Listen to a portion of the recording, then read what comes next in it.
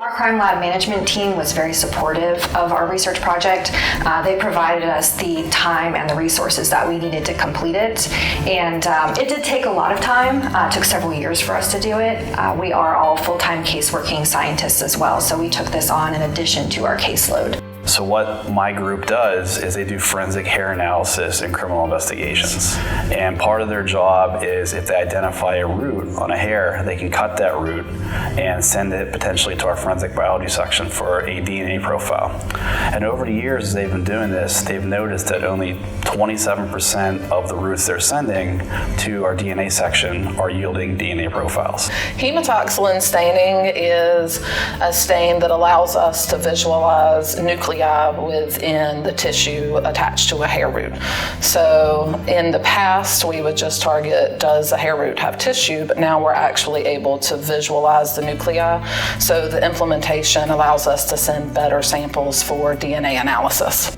In the DNA section, we are known for having a backlog of sexual assault kits. So implementing this process resulting in a 14% reduction in hair root analysis. From an evidence standpoint, this work will directly impact future generations because not only are we now sending the best candidates forward for DNA testing, but we're also preserving so that when innovations of future generations provide more sensitive DNA techniques, we'll still have the evidence around for them to hopefully get some justice.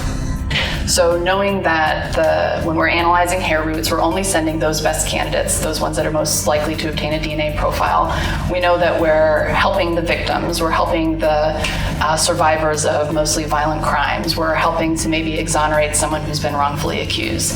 So by implementing this procedure, we know that we're sending the best evidence, we know that we're going to help find the truth through science and see justice served. We don't get to collaborate with other sections on projects that often, so it was nice that biology was able to collaborate with us and we were able to really work together and accomplish something, which is nice. It took several years, but we accomplished something.